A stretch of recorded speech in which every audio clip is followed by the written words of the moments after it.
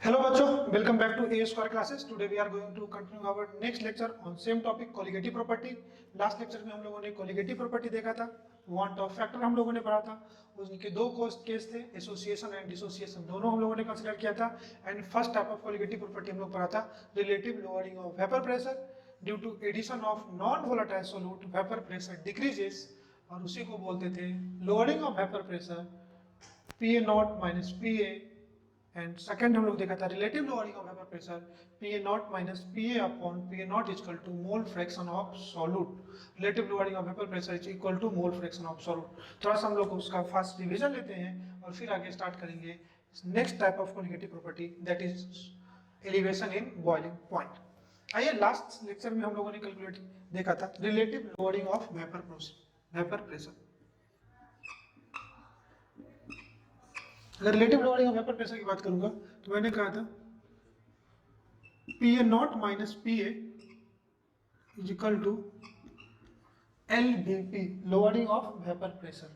Okay, और इसी को हम लोग बोल सकते थे delta P, change in vapour pressure.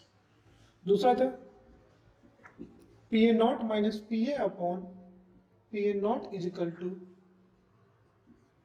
RLVP, that is equal to mole fraction of solute. X भी क्या था, मोल, मैं लिखता हूं पी ए नॉट क्या है, vapour pressure of pure solvent. P A क्या था, वेपर प्रेशर ऑफ सॉल्यूशन, या इसी को बोलते थे partial pressure of A. X भी क्या है, it is equal to mole fraction of solute particle, और XV की जो वैल्यू होगी वो होगी NB upon Na plus NB। Okay, इसमें दो चीजें, हर टर्म्स को मैंने आपको एक्सप्लेन किया था। मैंने कहा था P A not is the vapour pressure of pure solvent, it is always given in the problem. और जब भी आपसे बात करेगा क्वेश्चन में, दो चीजें आपको निकालने के लिए कह सकता है, या तो कहेगा लोअरिंग ऑफ वेपर प्रेशर निकालो, लोअरिंग ऑफ वेपर प्रेशर निकालो, दैट इज डेल्टा पी की वैल्यू निकालो, दैट इज डेल्टा पी की वैल्यू निकालो। पी ए नॉट गिवन है, आप पहले पी ए निकालोगे। अगर आपसे पूछे वेपर प्रेशर ऑफ सॉल्यूशन निकालो, तब आप पी ए निकालोगे। अगर क्वेश्चन में क्लियरली कह रहा है वेपर प्रेशर निकालो, तो आप पीए निकालना है, और कहे लोअरिंग ऑफ वेपर प्रेशर निकालो, तब आपको डेल्टा पी निकालना है, और डेल्टा पी के लिए भी पहले आपको पीए निकालना है। तो ऑलवेज गिवन क्या होगा, पीए नॉट और पीए आपको क्या होगा, निकालना पड़ेगा क्वेश्चन के इंफॉर्मेशन से। और इसी इक्वेशन की बात करूं तो इसको आप ऐसे लिख सकते हो, PA not minus PA upon PA not is equal to mole fraction of solute NB upon Na plus NB. Okay, अब ये पता नहीं होगा कि ये कोलिगेटिव प्रॉपर्टी नॉर्मल है या एबनॉर्मल, तो इसी को हम लोग क्या लेते हैं, आई से मल्टीप्लाई कर देंगे। P A not minus P A upon P A not is equal to I into N B upon N A plus N B. अब इस क्वेश्चन में आप देखोगे कि अगर समझो आपको vapour pressure of pure solvent भी दे दे, सॉल्यूशन भी दे दे, और कहे अमाउंट ऑफ सॉल्यूट बताओ या मोल फ्रैक्शन ऑफ सॉल्यूट बताओ, ये भी अननोन, ये भी अननोन। इस इक्वेशन में आप देखो ये अननोन दो बार आ रही है, इसी इक्वेशन को हम लोग इंटरचेंज करते हैं थोड़ा सा। अगर मैं इसको ऐसे लिखूं, आप इसको इन्वर्स कर दो, तो ये हो जाएगा P A not upon P A not minus P A is equal to N A plus N B upon N B. ठीक है, जस्ट मैंने रिएक्शन को क्या किया, उल्टा कर दिया। तो ये पी ए नॉट ऊपर आ गया, P A not minus P A equal to N A plus N B upon minus one, taking minus one both side. उसके बाद आप क्या करो, माइनस वन ले लो, यहाँ भी माइनस वन लेते हैं, यहाँ भी माइनस वन लेते हैं। जब इसको करोगे तो ये हो जाएगा P A not minus P A not plus P A upon P A not minus P A is equal to N A plus N B minus N B. N B क्या हो जाएगा, कैंसिल, पी ए नॉट क्या होगा, cancel. तो ये क्या बचा, P A upon P A not minus P A is equal to N A upon N B. वापस इस रिएक्शन को क्या करते हैं, उल्टा कर लेते हैं, तो ये आ जाएगा आपको P A not minus P A upon P A not is equal to N B by N A. तो हम लोग इस इक्वेशन से ज्यादा प्रेफरेंस यूज करेंगे, इस इक्वेशन को P A not minus P A upon, इस इक्वेशन में नीचे पी ए नॉट है, यहाँ पे पी ए है, is equal to N B upon N. If it is a normal colligative property, then I equal to 1. If it is a abnormal colligative property, then put the value of I by calculating the want of factor formula. तो इसी को हम लोग कर देंगे P A not minus P A upon P A is equal to I into number of mole of B upon number of. Okay, this is your final equation. अगर आपसे पूछे लोअरिंग ऑफ वेपर प्रेशर निकालो, if in question ask lowering of vapour pressure, तब आपको निकालना है P A not minus P A, that means delta P की value निकालना है। और आपसे पूछे if ask vapour pressure of solution, तब आपको पी ए निकालना। ओके, और आपसे पूछे वेपर प्रेशर आप क्या बताओ, सॉल्यूशन बताओ, तो आपको पी ए पूछा है। और इस इक्वेशन से आप देखो तो क्या करो, P A not equal to क्या होगा, N B upon N A into P A. आप इसको क्रॉस मल्टीप्लाई कर सकते हो इसी इक्वेशन को। तो आपसे पूछे एल वी पी मतलब डेल्टा पी की वैल्यू पूछे, ये होगा पी ए को नेगेटिव प्रॉपर्टी पढ़ते हैं, that is elevation in boiling point. आप इसको लिख लें और उसका नेक्स्ट हेडिंग डालें एलिवेशन इन बॉइलिंग पॉइंट। तो सब हम लोग पढ़ने जा रहे हैं elevation in boiling point. Basically elevation in boiling point क्या है, अगर किसी सॉल्यूशन में आप नॉन वोलेटाइल कंपोनेंट ऐड करते हो, if we add non volatile component in a solution then their vapour pressure decreases. That's why vapor pressure is inversely proportional to boiling point. Vapor pressure decreases, that's why their boiling point increases. And the increase in boiling point is considered as elevation in boiling point. अब बात करते हैं कि boiling point किसको बोलते हैं, तो temperature at which vapor pressure of any solvent become equal to atmospheric pressure, that is 1 atmosphere या और 760 mm of Ag, that temperature is called as boiling temperature.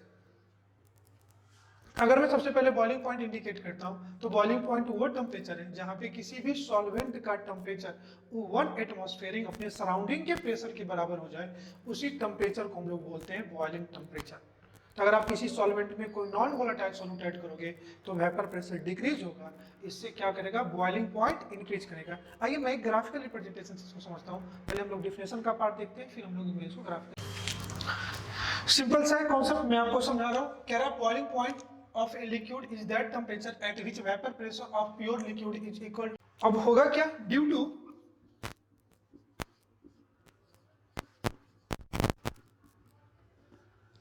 addition of non volatile solute, जो vapour pressure है वो क्या होगा, decreases, तो जो boiling point होगा वो क्या होगा, इंक्रीज करेगा। Due to addition of non volatile solute vapour pressure decreases, तो बॉइलिंग पॉइंट क्या होगा, इंक्रीजेस। अपन क्या करते हैं, वेपर प्रेशर और टेम्परेचर के बीच में एक ग्राफ प्लॉट करते हैं। वी आर प्लॉटिंग एक, this axis is your temperature and this axis is your vapour pressure. और वेपर प्रेशर क्या होगा, बढ़ेगा। तो ये एक लिक्विड का कोई एक कर्व है जहां पे इसको मैं एक टेम्परेचर दे रहा हूं। ये जो ग्राफ है ये प्योर लिक्विड का है, और एक फर्दर किसी टेम्परेचर पे इसका जो वेपर प्रेशर है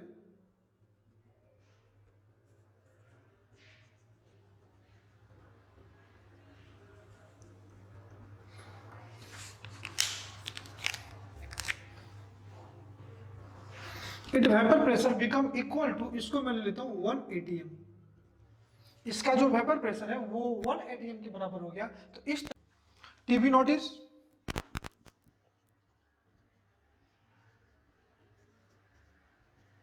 boiling point of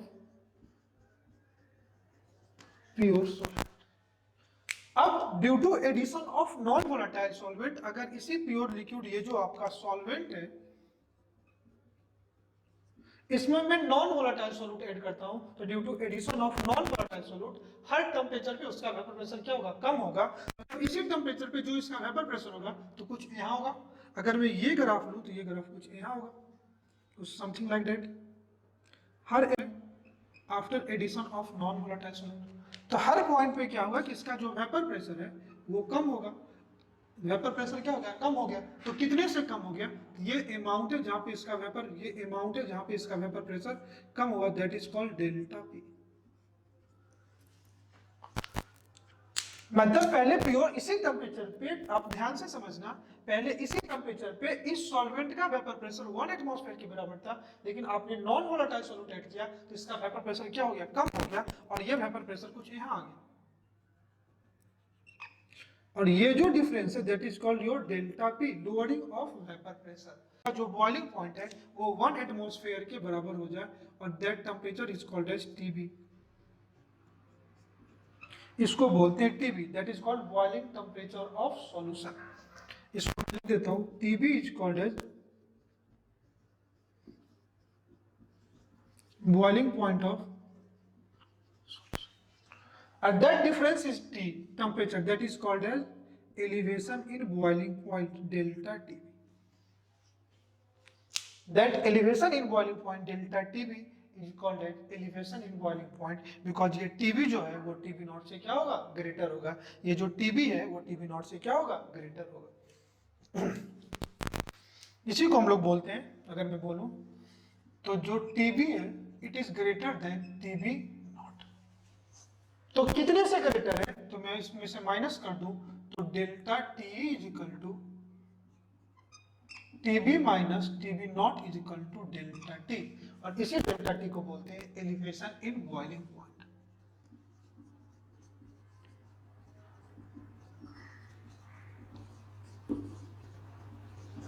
got it? आप लोग फिर से समझिए कि अगर ये प्योर लिक्विड होता तो बॉइलिंग टेम्परेचर जिस टेम्परेचर पे 1 एटमॉस्फेयर के बराबर होता उसी को क्या बोलते हैं, boiling temperature of pure solvent. लेकिन आपने नॉन वोलेटाइल सॉल्यूट ऐड किया तो इसका वेपर प्रेशर पहले से क्या हो गया, कम हो गया। वेपर प्रेशर पहले से क्या हो गया, कम हो गया। It vapour pressure decreases,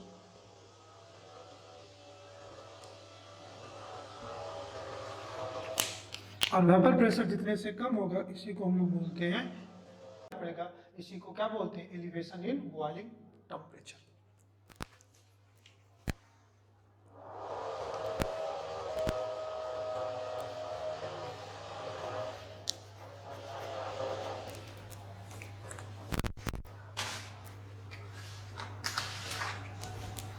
Colligative property, it is directly proportional to molarity. All these colligative property, it is directly proportional to molarity. अगर ये colligative property है तो ये molarity के directly proportional होगा। तो जो elevation in boiling point है इसी को तो क्या बोलते हैं, delta T, it is also directly proportional to molarity. Hence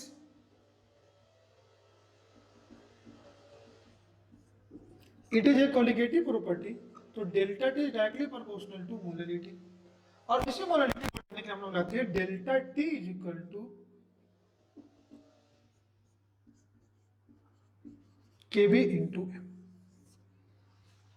delta T is equal to, इसी कांस्टेंट को हटाने के लिए हमने क्या लिया, प्रोपोर्शनलिटी कांस्टेंट, जिसको क्या बोलते हैं, केबी। आगे देखेंगे इसी को, इसको बोलेंगे मोलर वैल्यू, सब कुछ निकालते हैं। और अगर ये नॉर्मल कॉलिगेटिव प्रॉपर्टी होगा तो यहाँ पे आई की वैल्यू 1 होगी, और अगर नहीं है तो यहाँ पे जो आई की वैल्यू होगी अपने को उसको क्या करना पड़ेगा, पुट करना पड़ेगा। तो मैं इसी को लिख सकता हूँ delta T is equal to I into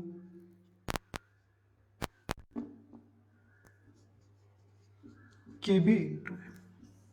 एक टर्म आपको टीबी है, दूसरा टीबी नॉट है, दूसरा डेल्टा टीबी है। अब ध्यान से समझना डिफरेंस क्या है। Delta TB naught, that is called boiling temperature of pure solvent. It is always given in the problem. कभी आपसे पूछे elevation boiling point बताओ तो आपको डेल्टा T की वैल्यू निकालनी, और आपसे पूछे बॉइलिंग पॉइंट बताओ या बॉइलिंग पॉइंट ऑफ सॉल्यूशन बताओ तो आपको क्या बोलेगा, डेल्टा टीबी की वैल्यू पूछ रही है, नॉट डेल्टा टीबी, टीबी की वैल्यू पूछ रही है। तीन टेम्परेचर टर्म है, एक है टीबी, दूसरा है टीबी नॉट, तीसरा है delta T. TB naught is always given in the problem. TB naught is called, TB naught मैंने लिखा है boiling point of pure solvent. TB क्या है, boiling point of solution. तो क्वेश्चन में दो ही लैंग्वेज हो सकता है, या तो आपसे एलिवेशन इन बॉइलिंग पॉइंट पूछे तब आपको डेल्टा टी की वैल्यू निकालनी है, और आपसे नॉर्मल बॉइलिंग पॉइंट पूछे तो आपको टीबी की वैल्यू निकालनी। If in the problem when they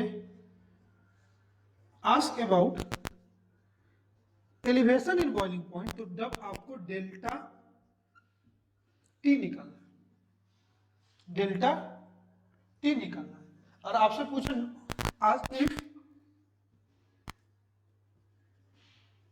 ask about only boiling point, तब आपको टीबी निकालना है। Are you getting my point? यहां तक समझ में आ रहा है? अब आइए हम लोग बात करते हैं केबी की बात करते हैं। मोलर एलिवेशन कांस्टेंट या क्या बोलते हैं, मोलर एलिवेशन कांस्टेंट या इब्लोस्कोपिक कांस्टेंट। तो हम लोग अपना फॉर्मूला क्या है, delta T is equal to I into K B into one. Simple सा देखना कि जो एलिवेशन इन वॉल्यूम पॉइंट है ये एक कोलिगेटिव प्रॉपर्टी है, and all this colligative property it is directly proportional to molarity. तो जो डेल्टा टीबी है वो डायरेक्टली प्रोपोर्शनल टू क्या होगा, मोलरिटी। हमने यही से लिया है, delta TB directly proportional to molarity. इसी मोलरिटी साइन को हटाने के लिए हमने एक कांस्टेंट लिया है के, बी फॉर बॉइलिंग, क्योंकि फ्रीजिंग में यही के एफ आ जाएगा के। और अगर ये नॉर्मल या एबनॉर्मल हो तो क्वेश्चन पे डिपेंड करेगा, तो हमने क्या लगा दिया, van't Hoff factor delta T is equal to I into K B into one. फिर मैंने कहा था कि अगर क्वेश्चन में आपसे बोल रहा है, कि एलिवेशन इन बॉइलिंग पॉइंट बताओ, एलिवेशन इन बॉइलिंग पॉइंट बताओ, तो आपको डेल्टा टीबी की वैल्यू निकालना पड़ेगा। और नॉर्मल आपसे क्वेश्चन में पूछे कि बॉइलिंग पॉइंट बताओ, तो आर नॉट ऑलवेज गिवन होगा, क्योंकि ये प्योर सॉल्वेंट का भी ऑलवेज पता होता है। अब इसे अब हम लोगों को क्या करना है, ये केबी को कहा, KB is known as molar elevation constant और इब्लोस्कोपिक कांस्टेंट। अब मुझे केबी को पता करना है कि केबी बेसिकली है क्या। तो अगर मैं इसी फॉर्मूले में अगर वांट ऑफ फैक्टर Q1 मतलब नॉर्मल कोलिगेटिव प्रॉपर्टी ले लूं, और जिस सॉल्यूशन की आप बात कर रहे हो उसकी मोलरिटी 1 ले लूं, मतलब 1 मोलर सॉल्यूशन अगर मैं ले लूं, तो I की वैल्यू 1, मोलरिटी Q1, तो क्या आ गया, delta T is equal to KB. जो टीबी की वैल्यू है वही क्या है, केबी। और डेल्टा टीबी क्या है, elevation in boiling temperature, इसलिए मैंने लिखा hence kb is defined as hence kb is defined as elevation in boiling point for 1 molar solution। किसी भी 1 molar solution के लिए, किसी भी 1 molar solution के लिए जो elevation in boiling point होगा वही क्या है, kb है। अब kb की यूनिट देख लो, तो आई वांट ऑफ फैक्टर को यूनिट ही नहीं है, तो kb इक्वल टू क्या आएगा, delta T by M, temperature. Kelvin scale में लोगे तो केल्विन, टेम्परेचर में लोगे तो टेम्परेचर, बट केमिस्ट्री में हम लोग ऑलवेज किस में लेते हैं, केल्विन स्केल में। तो डेल्टा टी ऊपर क्या जाएगा, केल्विन, नीचे मोलरिटी, मोल पर केजी, तो यूनिट आ जाएगा केल्विन अपॉन मोल पर केजी, तो केजी ऊपर आ जाएगा, तो kelvin into KG upon mole, या degree Celsius into KG upon mole. और इसको मैंने ले लिया कि हर एक सॉल्वेंट में, हर एक सॉल्वेंट की अपना केवी की वैल्यू होगी, मतलब for a different solvent having different molar elevation constant और इब्लोस्कोपिक कांस्टेंट। और ये जो केवी की वैल्यू है ये always given in the problem होगा, या गिवन इन द प्रॉब्लम होगा। और अगर किसी प्रॉब्लम में केवी की वैल्यू इन जनरल आपको गिवन होगा, क्योंकि वो प्रॉब्लम को इतना लेंदी करेंगे नहीं, और नहीं होगा तो फिर केवी के लिए हम लोग डायरेक्ट फॉर्मूला यूज करेंगे जिससे हम लोग कैलकुलेट करेंगे। यही मैंने लिखा है कि value of KB is the given in the problem and it is different for different solvent. हर एक सॉल्वेंट की अपनी अलग अलग केबी की वैल्यू होती है। तो मैं कुछ जो अपने सिलेबस में है उस सॉल्वेंट की मैंने डायरेक्ट केबी की वैल्यू मैं आपको लिख के भी देता हूँ, या उसको कैसे कैलकुलेट करेंगे वो भी बताते हैं। तो आइए हम लोग नेक्स्ट काम देखते हैं, calculation of KB molar elevation constant. In short, elevation in boiling point आपके मन में कभी भी आपको रिवीजन लेना है तो हम नॉर्मल सॉल्यूशन का जो बॉइलिंग टेम्परेचर है, जिस टेम्परेचर पे उसका वेपर प्रेशर 1 एटमॉस्फेयर के बराबर हो, अगर उसमें मैं नॉन वोलेटाइल सॉल्यूट ऐड कर दूं तो उसका जो बॉइलिंग वेपर प्रेशर होगा ये क्या हो जाएगा, डिक्रीज कर जाएगा। तो मुझे उसके वेपर प्रेशर को बढ़ाने के लिए कुछ एक्स्ट्रा टेम्परेचर देना पड़ेगा, and that extra temperature delta TV, elevation in boiling point. तो डेल्टा टी जो है, तो TV minus TV naught equal to delta TV. I hope ये आपको समझ में होगा। तो आइए नेक्स्ट हम लोग देखते हैं calculation of KV from experiment. Directly KV की जो वैल्यू होगी वो R into T B not का square into M upon 1000 into delta H of vaporisation. अब हम लोग ये जितने भी वेरिएबल टर्म है उसको पढ़ते हैं। अब आर की वैल्यू देखना, आर को बोलते हैं यूनिवर्सल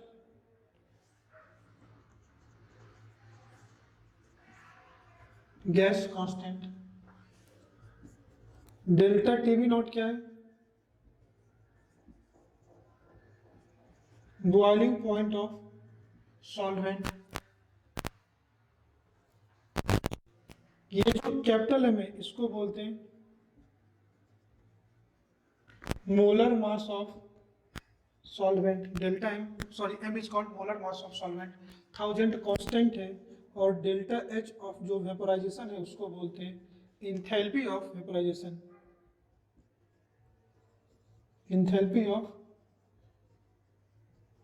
वेपोराइजेशन, या इसी को हम लोग बोलते हैं, इसी को हम लोग बोलते हैं heat of vaporisation at constant pressure, heat of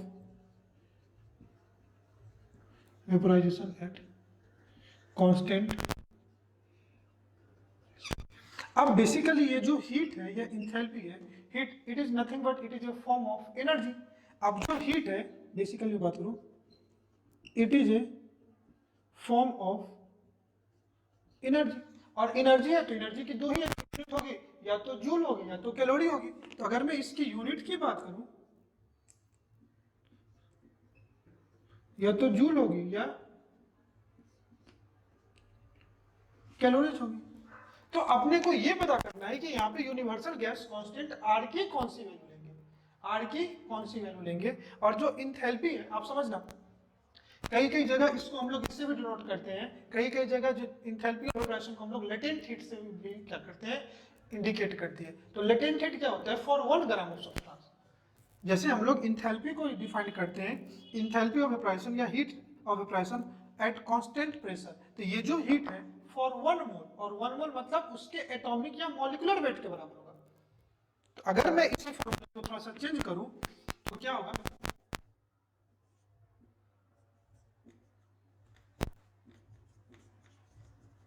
latent heat of operation, ये है हीट रिक्वायर्ड, हीट रिक्वायर्ड, ये है जो इंथैल्पी ऑफ ऑपरेशन, मतलब heat required to convert 1 mole of liquid into vapour. इसको अगर डिफाइन करूं तो इसको बोलते हैं heat required to convert 1 mole of liquid into vapour, और इसको बोलते हैं heat required to convert 1 gram of substance into vapor।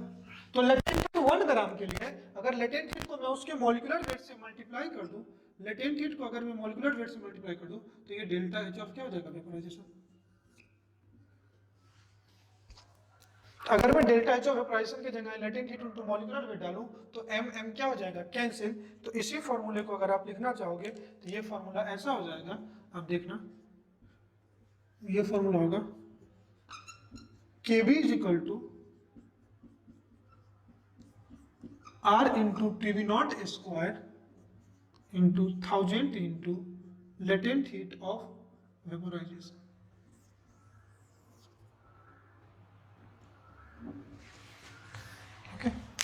अब मैं आपको बता रहा था कि यहाँ पे R की कौन सी वैल्यू लेनी है। तो R की 3 वैल्यू होती है, एक वैल्यू लीटर एटमॉस्फेयर में होती है, दूसरी जूल में होती है, और तीसरी कैलोरी में होती है। तो अपने को यूज करने यहाँ पे कि वैल्यू ऑफ R की बात करते हैं। तो R की वैल्यू अगर लीटर एटमॉस्फेयर में, R की वैल्यू अगर लीटर एटमॉस्फेयर में, R की वैल्यू जो होती है ये होती है 0.083, ये होती है लीटर एटमॉस्फेयर पर मोल केल्विन। और मैंने आपको ये स्ट्रिक्टली कहा था कि इस वैल्यू को जब भी हम पीवी इक्वल टू एनआरटी लगाते हैं तभी यूज करते हैं, used only when PV equal to NRT जब लगाते तब। तो यहाँ पे आर की दो ही वैल्यू हो सकती है, या तो इंथैल्पी जो हमने निकाला डेल्टा एच, या तो डेल्टा एच ऑफ ऑपरेशन। अगर ये जूल में है तो आर की जूल वैल्यू ले लोगे, और अगर ये कैलोरी में है तो आर की दो वैल्यू लोगे। तो ये अगर ये जूल में तो यहाँ पे जो आर की वैल्यू होगी ये 8.314 होगी, मतलब 25/3। अगर शॉर्ट में इसको लिखूं तो ये वैल्यू 25/3 होगी।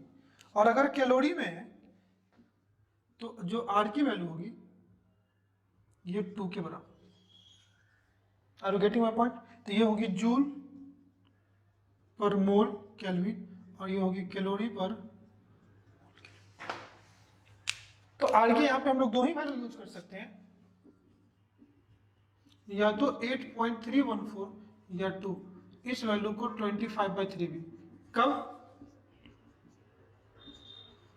when unit of delta H या latent heat in joule, when unit of latent heat and delta H of evaporation in, got it? ये आपको समझ में आया? और m क्या है? Molecular weight. यहाँ पे जो m है ये क्या है? मोलिकुलर वेट ऑफ सॉल्वेंट, और ये वेपोराइजेशन। अगर आपको डायरेक्टली एंथैल्पी ऑफ वेपोराइजेशन दिया हुआ है तो आप डेल्टा यूज कर लोगे, नहीं अगर आपको लेटेंट हीट दिया हुआ है तो लेटेंट हीट को मोलिकुलर वेट से मल्टीप्लाई कर दोगे तो ये एंथैल्पी ऑफ वेपोराइजेशन मिल जाएगा। और ये या तो लेटेंट हीट हो या डेल्टा एच ऑफ वेपोराइजेशन हो, अगर ये जूल में है तो आर की जूल वाली वैल्यू लोगे, अगर ये कैलोरी में है तो आर की कैलोरी वाली वैल्यू लोगे। आई होप ये समझ में आया होगा। That's all about your elevation in boiling point। अब क्या होता है कि कुछ सॉल्वेंट है जिनकी केवी की वैल्यू डायरेक्टली आपको पता होती है, तो हम लोग क्या करते हैं कि वाटर के लिए केवी की वैल्यू कैलकुलेट करते हैं, फिर आगे जितने भी 4-5 और सॉल्वेंट है उसके लिए मैं डायरेक्टली आपको एक लिस्ट बना करके दे देता हूँ। एक क्वेश्चन लिखिए। क्वेश्चन कह रहा है calculate KV of water. Water के लिए आप केवी की वैल्यू कैलकुलेट करो, जहाँ पे उसका लेटेंट हीट ऑफ एब्राइजेशन 440 कैलोरी पर ग्राम दिया हुआ है। मतलब ये किसकी वैल्यू दी हुई है? लेटेंट हीट की वैल्यू दी हुई, ये 540 कैलोरी पर ग्राम। मैंने कहा था ना कि 1 ग्राम के लिए जो हीट रिक्वायर्ड होता है इवेपोरेशन के लिए उसी को क्या बोलते हैं? Latent heat. और इसको अगर इंथैल्पी के लिए लाना पड़ेगा तो मल्टीप्लाई बाय वाटर के मॉलिक्यूलर वेट से क्या करेंगे? मल्टीप्लाई करेंगे। फॉर्मूला क्या था? Value of KB is equal to R into TV not का square into molecular weight upon 1000 into delta H of vaporisation. लेकिन आपको यहाँ पे इसको लेटेंट हीट के टर्म्स में लिखना पड़ेगा, तो डेल्टा एच ऑफ वेपोराइजेशन को अपन लिखेंगे latent heat into molecular wait, तो आर इंटू टीवी नॉट का square upon molecular weight into 1000 into latent heat, ये मॉलिक्यूलर वेट ये मॉलिक्यूलर वेट कैंसिल। और कभी भी ये टीवी जो है आप कोई भी फॉर्मूला में, मैंने कहा था पूरे केमिस्ट्री में जब भी आप टेम्परेचर यूज करोगे तो temperature is always used in kelvin scale only. और टीबी क्या है? Boiling point of pure solvent. And for water इसका जो बॉइलिंग पॉइंट है वो 100 डिग्री सेंटीग्रेड है, मतलब 273 प्लस 100 ये 373 केल्विन के बराबर है। तो वैल्यू पुट कर दो Kb इज इक्वल टू, अब इसकी यूनिट कैलोरी में है तो R की वैल्यू कैलोरी में कितना लोगे? 2 मल्टीप्लाई 373 का होल स्क्वायर अपॉन 1000 मल्टीप्लाई, अब लेटेंट हीट की वैल्यू कितना दिया हुआ है? 540। और जब आप इसको सॉल्व करोगे तो ये आ जाएगा 0.52। केबी की यूनिट क्या थी? आपको याद होगा, केल्विन इंटू केजी पर mole, that is the value of. तो या तो केबी की value directly given in the problem होगी, यानी तो आपको कोई वैसा डाटा दिया होगा जिससे आप केबी की वैल्यू निकालोगे। तो कुछ इंपॉर्टेंट सॉल्वेंट है जिसकी केवी की वैल्यू एंड बॉइलिंग पॉइंट पता होनी चाहिए, और ज्यादातर आपको क्वेश्चन में गिवन ही होंगे, तो मैं आपको सजेस्ट करूंगा कि आप याद मत रखना, फिर भी मैं अपनी तरफ से आपको बता देता हूँ, नोट करके मैंने सब कुछ बताया है। This is your solvent, this is your boiling point, this is your value of KV.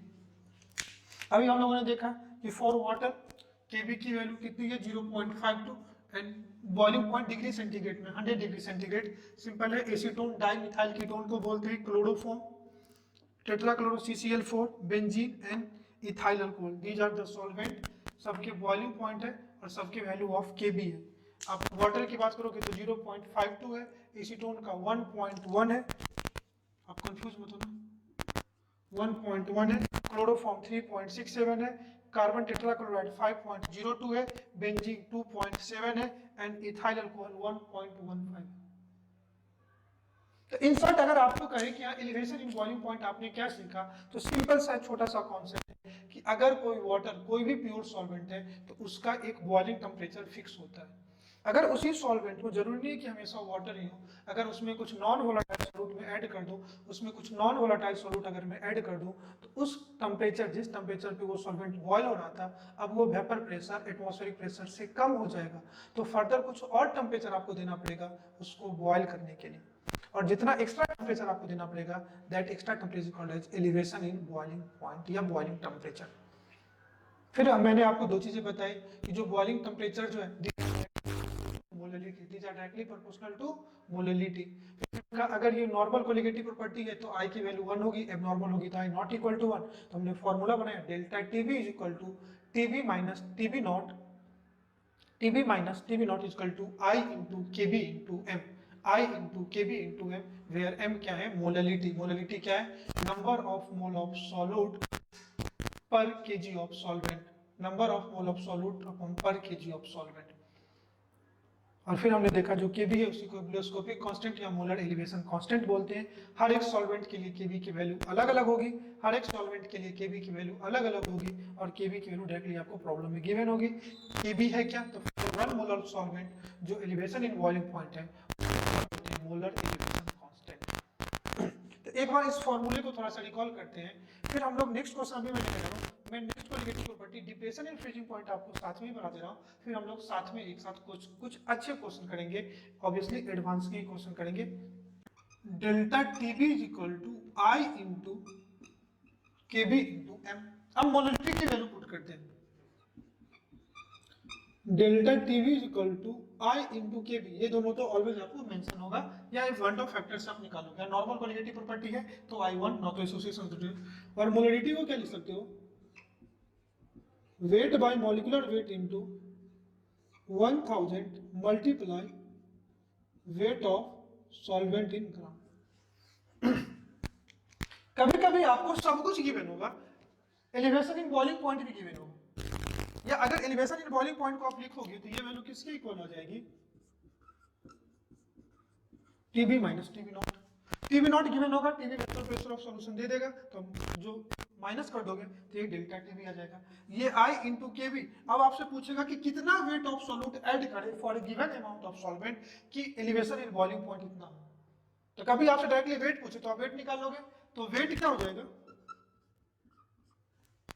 Wait is equal to हो जाएगा delta TB into I into KB, sorry weight is equal to हो जाएगा delta TB into molecular weight multiply weight of solvent upon I into KV into 1000। या कभी कभी आप directly क्या पूछ देगा मोलैलिटी, तो मोलैलिटी कैसे निकालोगे, तो मोलैलिटी इक्वल टू हो जाएगा delta TB into I into केवी। आप पुट कर लेना इसको, ठीक है। आइए नेक्स्ट हम लोग पढ़ते हैं next type of colligative property, that is depression in freezing point. Depression in freezing point, सबसे पहले फ्रीजिंग पॉइंट को समझते हैं। तो मैंने फ्रीजिंग पॉइंट को डिफाइन किया, the temperature at which when solid and liquid are in equilibrium. जब भी आप पानी को फ्रीजर में डालते हो, ऐसा नहीं होता है कि आपने पानी को फ्रीजर में डाला और अचानक से सारा पानी कोई भी टाइम पे 10 मिनट बाद 1 घंटे बाद सारा पानी अचानक से आइस में कन्वर्ट हो गया, नहीं। आप जब देखते हो कि धीरे धीरे आइस का जो लेयर होता है, वाटर का जो लेयर होता है वो आइस में कन्वर्ट होता है, जो लिक्विड सॉलिड में कन्वर्ट होता है। आप देखते हो अचानक से सारा पानी आपके पॉट का पूरा आइस में कन्वर्ट, सॉलिड में कन्वर्ट होगा, ऐसा नहीं होता है। तो वैसा टेम्परेचर जहाँ पे सॉलिड एंड लिक्विड दोनों इक्विलिब्रियम में हो, उसी को क्या बोलते हैं freezing point. That means vapour pressure of solid become equal to vapour pressure of liquid. मैंने लिखा भी यही है कि temperature at which solid and liquid phase are known as freezing point, and the temperature at which vapor pressure of solid become equal to vapor pressure of liquid, इसी को क्या बोलते हैं freezing point। and water की इसमें बात करूं तो for water it is 0 degree centigrade, या इसी को बोलते हैं 273 केल्विन। अब इसी चीज को मैं समझा रहा हूं, समझो ये H2O सॉलिड ज्यादा है H2O लिक्विड में, इसको आप ले लो आइस और इसको ले लो वाटर। पहले आप फॉरवर्ड रिएक्शन को समझो, तो अगर ये आइस वाटर में जा रहा है, इसमें जो चेंजिंग इंथैल्पी डेल्टा एच है वो क्या हो जाएगा पॉजिटिव, और इसको हम लोग बोलेंगे एंडोथर्मिक। लेकिन वैसा टेम्परेचर जिन पे आइस एंड वाटर दोनों, इसी को बोलते हैं ना इक्विलिब्रियम, इसी को क्या बोलते हैं इक्विलिब्रियम, और इस टेम्परेचर को हम लोग बोलते हैं फ्रीजिंग टेम्परेचर TF। तो दो केस में हो सकता है, अगर आप टेम्परेचर इस इक्विलिब्रियम टेम्परेचर जो फ्रीजिंग पॉइंट है, ये F मतलब मैं बोल देता हूँ फ्रीजिंग पॉइंट F, कहीं आइस मेल्ट होगा तो इस कंडीशन में जो आप टेम्परेचर यूज करोगे वो TF से क्या होगा ज्यादा होगा। इस कंडीशन में जो टेम्परेचर यूज करोगे वो फ्रीजिंग टेम्परेचर से क्या होगा इक्विलिब्रियम वाले टेम्परेचर से क्या होगा ज्यादा होगा। एंड आफ्टर सम टाइम मैं लिख सकता हूँ अमाउंट ऑफ वाटर इंक्रीजेज, यानी वाटर का अमाउंट क्या होगा, बढ़ेगा। लेकिन फॉर अगर ये आ जाए, समझो वाटर जा रहा है आइस में, बैकवर्ड रिएक्शन की बात करता हूँ, ये फॉरवर्ड रिएक्शन हो गया, और इस रिएक्शन की बात करोगे तो ये बैकवर्ड रिएक्शन हो गया। तो अगर वाटर आइस में आ रहा है तो इस केस में जो आप टेम्परेचर हो लेस देन क्या होगा, TF, और इस केस में अमाउंट ऑफ आइस क्या होगा। तो आप चाहते हो कि कोई चीज फ्रीज हो, आप चाहते हो कोई चीज फ्रीज हो, तो उस टेम्परेचर को आपको उसके फ्रीजिंग वाले इक्विलिब्रियम वाले टेम्परेचर से क्या करना पड़ेगा, कम करना पड़ेगा। Are you getting my point? और यही तो आपको हेडिंग से समझना, डिप्रेशन इन फ्रीजिंग पॉइंट, मतलब फ्रीजिंग पॉइंट का कम होना। ये अमाउंट ऑफ आइस तभी बढ़ेगा जब ये टेम्परेचर ये TF से क्या होगा, ग्रेटर होगा। आगे हम लोग बोलेंगे TF नॉट और TF। तो वो टेम्परेचर जिस टेम्परेचर पे सॉलिड एंड लिक्विड इक्विलिब्रियम में हो, दैट मींस जो वेपर प्रेशर ऑफ सॉलिड हो वही वेपर प्रेशर ऑफ लिक्विड हो, उसी टेम्परेचर को बोलते हैं फ्रीजिंग टाइम। मतलब उस टेम्परेचर पे फ्रीज होना स्टार्ट हो जाएगा, दैट मींस जो लिक्विड है वो सॉलिड में कन्वर्ट होना स्टार्ट हो जाएगा। आइए इसको एक ग्राफ से समझते हैं। मैं एक ग्राफ प्लॉट करता हूँ वेपर प्रेशर एंड टेम्परेचर के बीच में, वेपर प्रेशर एंड टेम्परेचर के बीच में एक ग्राफ प्लॉट करता हूँ।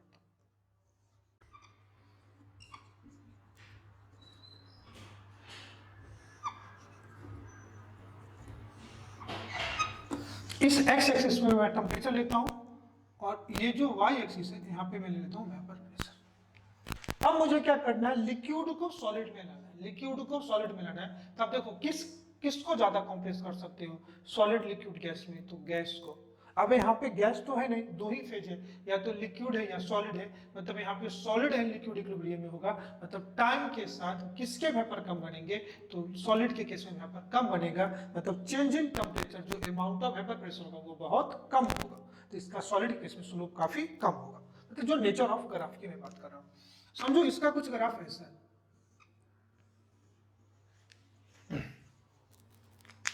ये जो स्ट्रेट लाइन है ये सॉलिड फेज है, और ये जो लाइन है ये लिक्विड है, और ये लिक्विड में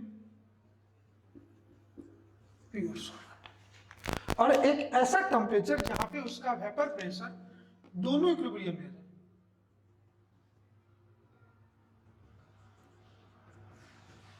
इस टेम्परेचर को बोलते हैं TF नॉट, मतलब फ्रीजिंग पॉइंट ऑफ लिक्विड का ये नेचर, सॉलिड का है एक ऐसा टेम्परेचर जहां पे सॉलिड एंड लिक्विड इक्विलिब्रियम पे होंगे, उसी को हम लोग बोलते हैं फ्रीजिंग पॉइंट। और ये सॉल्वेंट है इसलिए मैंने TF नॉट लिया, freezing point of pure solvent TF not. अगर इसी सॉल्वेंट में मैं कुछ नॉन वोलेटाइल सॉल्यूट ऐड कर दूं तो इसका वेपर प्रेशर क्या हो जाएगा, कम हो जाएगा। अब हर पॉइंट पे, मतलब इस पॉइंट पे जो वेपर प्रेशर होगा ये कुछ यहाँ पे होगा, तो ये जो ग्राफ होगा ये कुछ ऐसा होगा।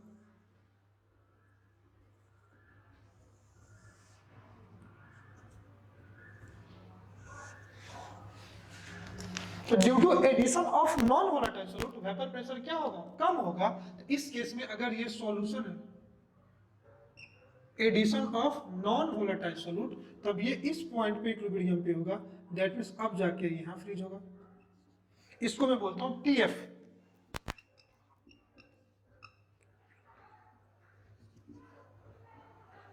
Freezing point of solution. आप खुद देख लो कि इस TF और TF नॉट में कौन सा ग्रेटर है।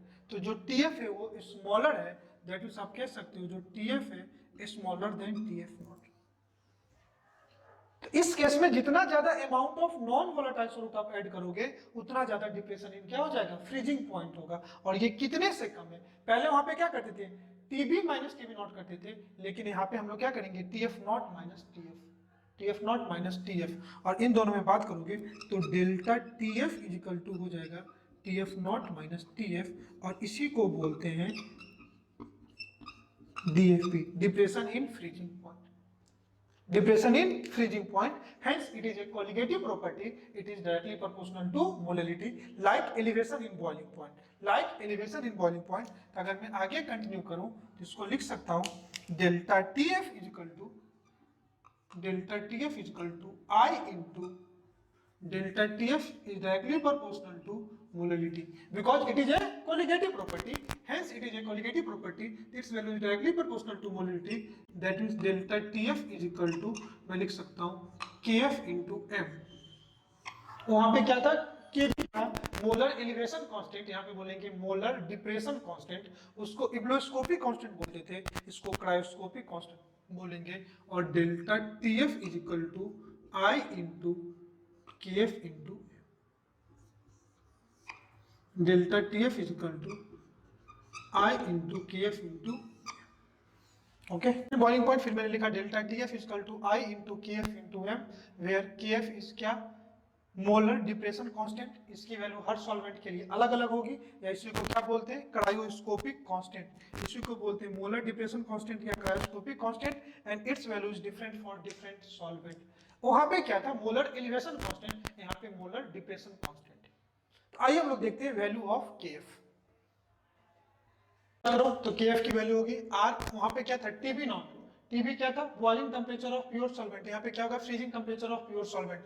एम सिमिलरली क्या है, molar mass of solvent 1000 into delta of fusion, amount of heat required to convert 1 mole of solid into gas, 1 mole of solid into liquid. तो आर क्या है, गैस कांस्टेंट। टीएफ नॉट क्या है, freezing point of pure solvent. M क्या है, molecular weight of solvent, and delta H of fusion क्या है, enthalpy of okay.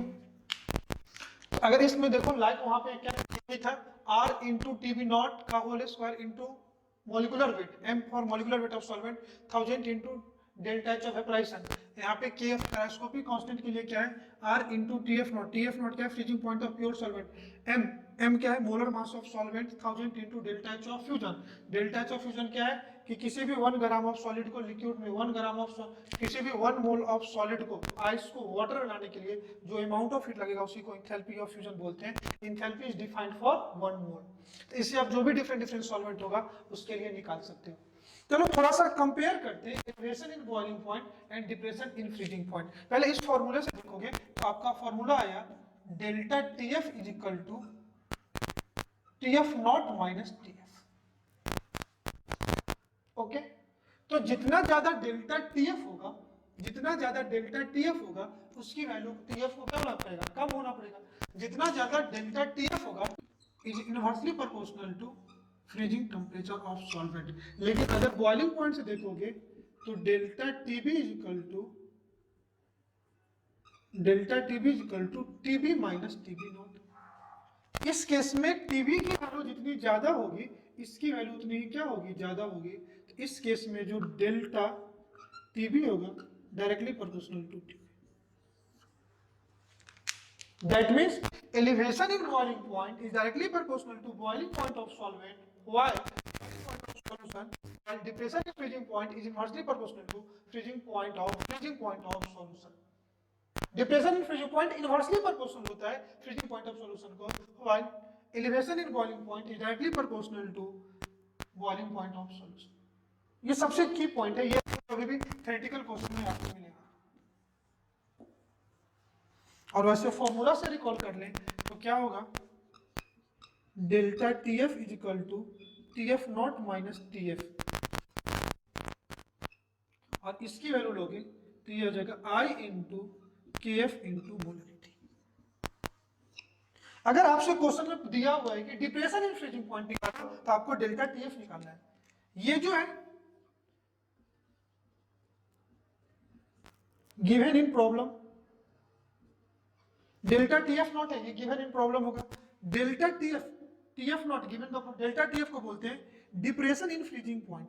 अगर क्वेश्चन में है आस्क डीएफपी तो आपको डेल्टा टीएफ निकालना है, और आपसे कहा कि फ्रीजिंग पॉइंट निकालो। अगर आपसे कह रहा है नॉर्मल इन question ask only freezing point, तब आपको ये निकालना है, तब आपको क्या निकालना है, delta TF.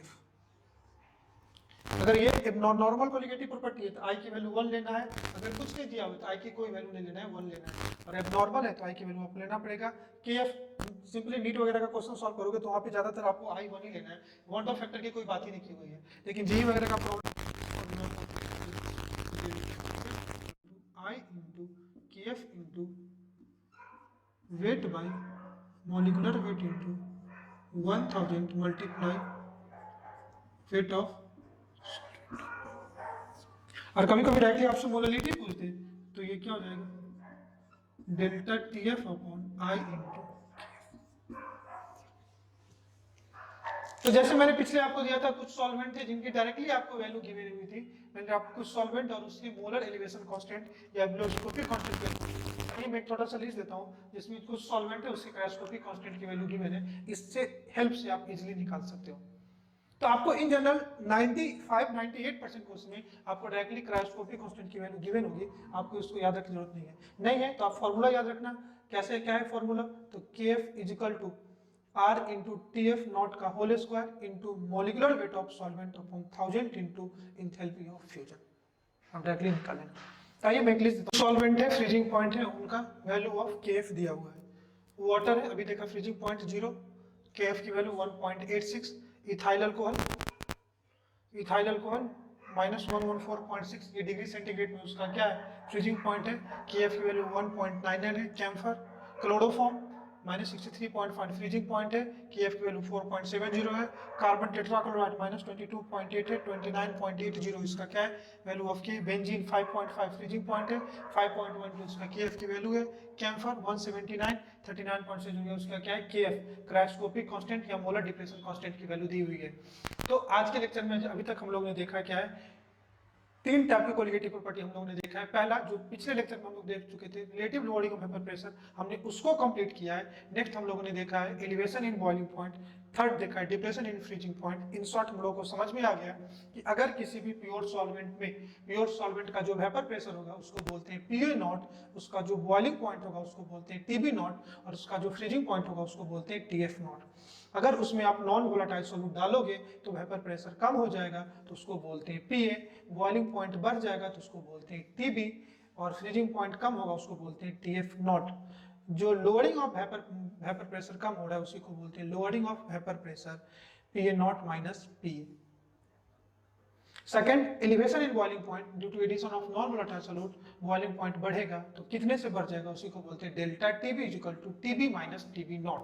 And depression in freezing point TF is equal to not minus because depression in freezing point is inversely proportional to freezing point and elevation in boiling point is directly proportional to boiling point of solvent।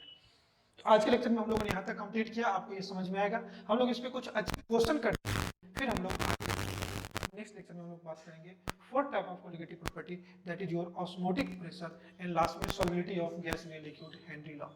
Okay, आइए हम लोग कुछ अच्छे question देखते हैं related to colligative property। how many moles of HCl will be present in 100 gram of solution। कोई भी एक 100 ग्राम सॉल्यूशन है जिसमें कितने मोल ऑफ HCl प्रेजेंट होंगे आपको वो निकालना है। कह रहा है solution of specific gravity, solution का स्पेसिफिक ग्रेविटी 1.08 है एंड कह रहा है वो 20% वेट बाय वेट है एंड 20% HCl बाय मास, और उस सॉल्यूशन में 20% HCl बाय मास है। कोई भी एक 100 ml सॉल्यूशन है, 100 ml सॉल्यूशन है जिसकी स्पेसिफिक ग्रेविटी बेसिकली है क्या, दैट इज रिलेटिव डेंसिटी। मैंने आपको मोल में पढ़ाया था डेंसिटी को दो टाइप से पढ़ते हैं, एक एब्सोल्यूट डेंसिटी, दूसरा क्या बोलते हैं रिलेटिव डेंसिटी। फिर रिलेटिव डेंसिटी मैंने आपको पढ़ाया था in case of solid and liquid उसको बोलते हैं स्पेसिफिक ग्रेविटी, और इन केस ऑफ गैस उसको बोलते हैं वेपर डेंसिटी। स्पेसिफिक ग्रेविटी 1.0 दिया हुआ है, कह रहा है उस सॉल्यूशन में 20% HCl ही बाय मास है, तो आप उसमें नंबर ऑफ मोल बताओ।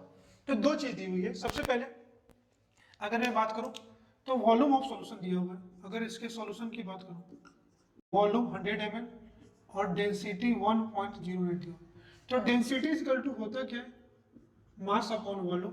तो हम लोग क्या निकाल लें, मास इक्वल टू क्या होगा density multiply value, density 1.08 multiply 100, तो ये मास आ गया 108 ग्राम। तो ये जो 100 ml सॉल्यूशन है जिसका वेट कितना है 108 ग्राम है, इसमें कह रहा है HCl 20% ही HCl है। कितना परसेंट HCl है 20% HCl है, तो मैं इसे निकाल लूं। वेट ऑफ HCl की बात करोगे तो 108 मल्टीप्लाई 20/100, तो ये कितना हो जाएगा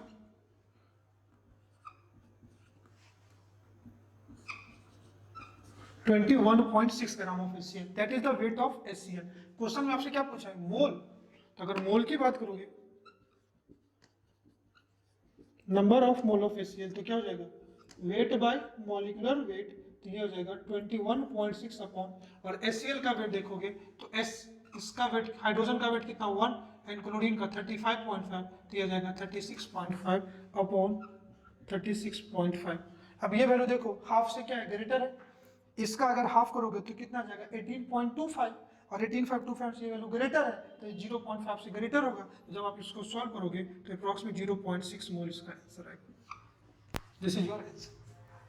क्वेश्चन में कुछ नहीं था, कोई भी एक 100 ml HCl सॉल्यूशन था जिसका डेंसिटी दिया हुआ था, और कह रहा है उस सॉल्यूशन में HCl 20% बाई वेट है।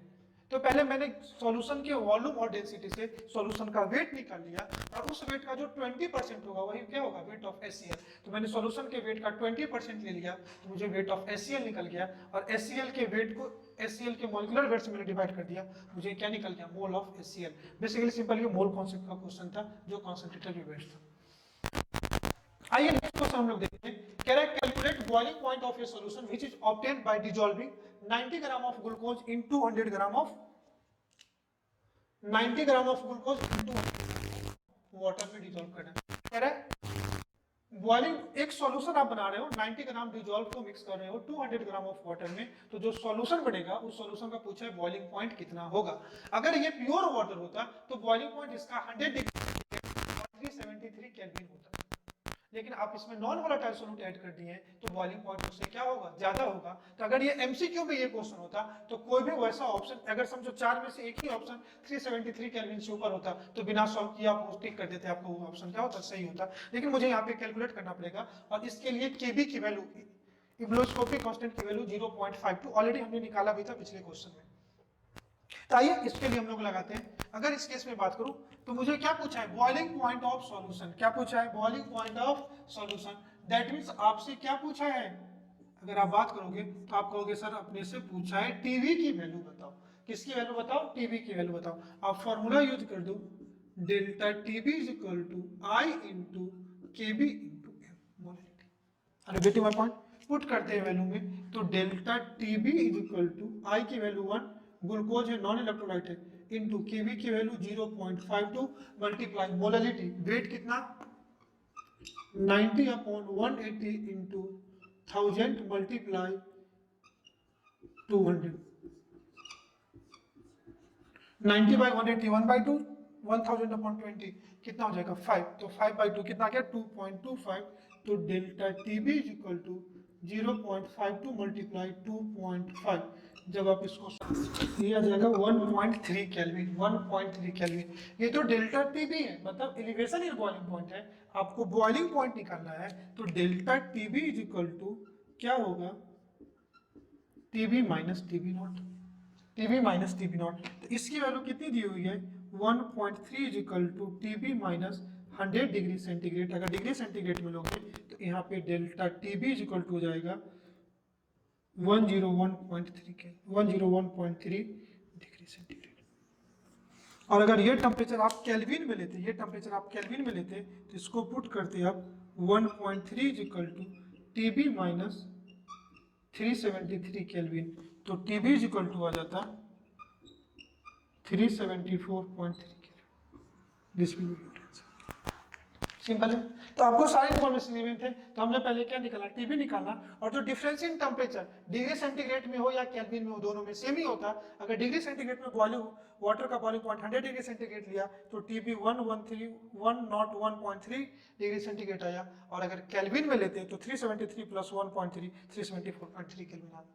Okay, dissolving 0.5 gram of a non volatile non ionic solute, मतलब वो से सॉल्यूट जो non dissolving 0.05 gram non volatile non ionic solute in 39 gram of benzene. तो बेंजीन क्या है आपका सॉल्वेंट, ये क्या है सॉल्यूट। इसका है वो 650 से 640 mm ऑफ एच, मतलब कोई भी एक non volatile non electrolyte solute है जिसका 0.5 ग्राम आप 39 ग्राम ऑफ बेंजीन में डालते हो तो vapour pressure 650 to 640 vapour pressure हो जा रहा है, मतलब वेपर प्रेशर डिक्रीज हो रहा है। तो कह रहा है डिप्रेशन इन फ्रीजिंग पॉइंट निकालो, जहाँ पे मॉलिक्यूलर वेट ऑफ बेंजीन आपको 78 दिया हुआ है एंड केएफ की वैल्यू दी हुई है, मतलब जो डिप्रेशन है, तो कह रहा है डीएफ भी निकालो, मतलब आपको डेल्टा टीएफ की वैल्यू निकालनी। और डेल्टा टीएफ की जब आप वैल्यू निकालोगे, delta TF equal to I into K F into molality. I की वैल्यू 1, के एफ की वैल्यू दे रखी है, मोललिटी के लिए वेट अपॉन मॉलिक्यूलर वेट चाहिए और इसका मॉलिक्यूलर वेट अपने को नहीं है। तो from relative loading vapour pressure से आपको दिया हुआ है कि vapour pressure of pure solvent, तो vapour pressure of pure solvent जो हम लोग इक्वेशन लगाते थे, PA not minus PA upon PA is equal to number of mole of B upon number of mole of A. अब इसी case में देखो, आपको पीए नॉट 650 पता है, पीए 640 पता है, पीए नॉट इधर अगर लेते तो अगर नंबर ऑफ मोल को लिखोगे वेट बाय मॉलिक्यूलर वेट, हम लोग अगर इस फॉर्मूले को लगाते PA not minus PA upon PA not equal to ये आता है NB upon Na plus NB. तो देखो ये भी अननोन, ये भी अननोन, थोड़ा सा इसको सॉल्व करते तो थोड़ा सा कैलकुलेशन लेंदी होता है, हम लोग इसलिए इस फॉर्मूला को चेंज किया। तो कितना हो जाएगा ये 650 minus 640 upon 640 is equal to number of mole of solute, तो कितना जाएगा 0.5 बाई वेट अपॉन कितना 39 अपॉन 78 दे रखा है। तो ये जब आप सॉल्व करोगे तो ये आ जाएगा 10 अपॉन 640, मतलब ये 1/64 is equal to 0.5 upon W into ये आ जाएगा 2, 0.5 मल्टीप्लाई 2 कितना आ जाएगा 1, तो सीधा आ जाएगा weight of solute is equal to 64 gram. अब 64 ग्राम को आप इस फॉर्मूले में डाल दो, जब इस फॉर्मूले में डालोगे तो आ जाएगा delta TF is equal to K F की वैल्यू 5.12, मोललिटी वेट कितना लिया है आपने 0.5 अपॉन मॉलिक्यूलर वेट कितना 64 इंटू 1000 और कितना मोल कितने ग्राम 39। कोई दिक्कत, इससे आपको डेल्टा टीएफ की वैल्यू मिलेगी। तो यहाँ से डेल्टा टीएफ निकालोगे तो जो डिप्रेशन इन फ्रीजिंग पॉइंट है ये आपको आ जाएगा 1.03 यूनिट नहीं होगा, आप केल्विन में समझ में आया। तो सबसे पहले मुझे क्या चाहिए मॉलिक्यूलर वेट ऑफ सॉल्यूट, जो मैंने इस फॉर्मूले से निकाला, फिर इस मॉलिक्यूलर वेट ऑफ सॉल्यूट को मैंने यहाँ डाल दिया। आप इसको सॉल्व करोगे आपको depression in freezing point delta. अगर आपको बोलता है सिंपल फ्रीजिंग पॉइंट निकालो तो फिर अपन को माइनस करना पड़ता, क्या करना पड़ता TF not minus TF equal to delta TF निकालना पड़ता। कितना आसान सा क्वेश्चन है, आपको पता है कौन से एग्जाम का पूछा हुआ क्वेश्चन है, ये जे एडवांस का पूछा हुआ क्वेश्चन है, जे एडवांस 2019 का पूछा हुआ क्वेश्चन, सब्जेक्टिव में पूछा हुआ क्वेश्चन था, आप आराम से सॉल्व कर सकते हो। नेक्स्ट क्वेश्चन जे मेन का पूछा हुआ क्वेश्चन है 2019। क्वेश्चन में क्या कह रहा है, freezing point of 4% solution of x, कोई भी एक x है जिसका फ्रीजिंग पॉइंट अगर उस सॉल्यूशन का 4% लेते हो तो उसका फ्रीजिंग पॉइंट दूसरा सॉल्यूशन y है उसके 12% के इक्वल होगा। और कह रहा है x का एटॉमिक वेट a है तो y का एटॉमिक वेट बताओ इन टर्म्स ऑफ b। अगर freezing point of a is equal to freezing point of b, दोनों एक दूसरे के इक्वल होंगे, लेकिन a का 4% इक्वल होगा, b के कितने परसेंट के इक्वल होगा 12%। अब समझो ये जो लैंग्वेज में है 4% ऑफ a, ये 4% एक्वा सॉल्यूशन, इसका मतलब क्या होगा 4% एक्वा सॉल्यूशन, इसका मतलब क्या हुआ 4 gram of a present in 100 gram of solution. तो वेट ऑफ सॉल्यूट कितना आ गया A, तो वेट ऑफ सॉल्वेंट कितना आ गया 96 ग्राम। सिमिलरली इसके 12 ग्राम के लिए बात करोगे, इसके 12 ग्राम के लिए वेट ऑफ सॉल्यूट कितना हो जाएगा 12 ग्राम, तो वेट ऑफ सॉल्वेंट कितना हो जाएगा 100 माइनस 12, ये 88 ग्राम।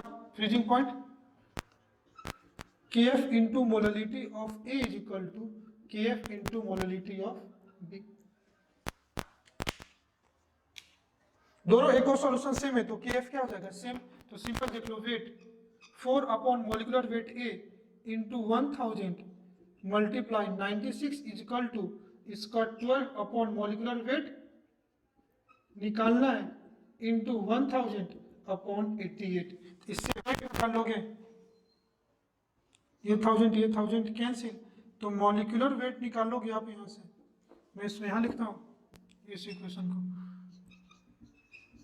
इससे आप मॉलिक्यूलर वेट निकालोगे तो ये कितना हो जाएगा 12A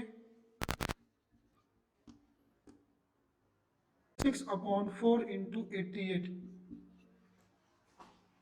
कोई क्रॉस मल्टीप्लीकेशन किया तो A multiply 96 into A multiply 96 into 4 multiply 88। जब इसको सॉल्व करोगे तो ये weight of B is equal to हो जाएगा, जब ये पूरे वैल्यू को आप सॉल्व करोगे 3 मल्टीप्लाई 96/88 है तो यह आ जाएगा 3.27 A।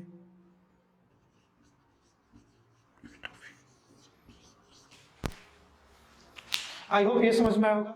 दो सॉल्यूशन थे, दो अलग अलग, एक ही मैंने 4% एक्वा सॉल्यूशन x डाला एंड 12% एक्वा सॉल्यूशन y डाला, तो दोनों सेम है, उसका जो उसकी वैल्यू क्या होगी सेम। और 4% का मीनिंग देखो 4 gram of A present in 4 gram of A present in 96 gram of क्या वाटर, तो वेट ऑफ वाटर सॉल्यूट कितना गया 4 ग्राम, सॉल्वेंट कितना गया 96 ग्राम, मैंने मोलरिटी के बराबर कर दिया। फ्रीजिंग पॉइंट क्या होता है Kf इंटू मोलरिटी, तो Kf into molarity of A is equal to Kf into molarity of B, put करके ए की वैल्यू निकाल दी।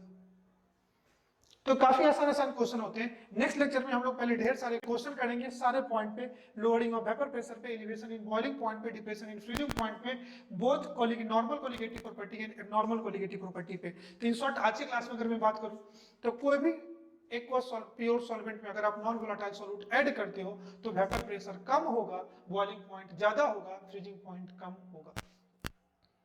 आई होप आज का लेक्चर आपको काफी अच्छे से समझ में होगा। लास्ट में हम लोग ज्यादा टाइम नहीं था इसलिए हम लोग ज्यादा क्वेश्चन नहीं कर पाए। नेक्स्ट क्लास में हम लोग पहले क्वेश्चन ही करेंगे, अगर टाइम बचा तो फिर हम लोग आगे पढ़ेंगे ऑस्मोटिक प्रेशर। मुझे इस पे 8 to 10 न्यूमेरिकल अभी आपको और कराने, जो ये मेनली जे एडवांस के सब्जेक्ट के प्रॉब्लम है, ताकि पूरा कॉन्सेप्ट आपको रिकॉल हो जाए। और जो मेरा कमिटमेंट था आपको न्यूमेरिकल अप्रोचिंग, न्यूमेरिकल सॉल्व करने का जो अप्रोच है वो आपका बढ़े, और बिना एनी डाउट आपसे 90 to 98% क्वेश्चन आपसे सॉल्व हो। 2% के लिए आपको मेरी जरूरत लगेगी, ऑब्वियसली मैं आपको उसको बताऊंगा। ओके, तो आई होप बाकी दिन के जैसे आज का भी लेक्चर आपको बहुत पसंद आया होगा। लेक्चर कैसा लगा आप मुझे कमेंट करके जरूर बताइएगा। Thanks for watching, have a nice day, bye bye, thank you.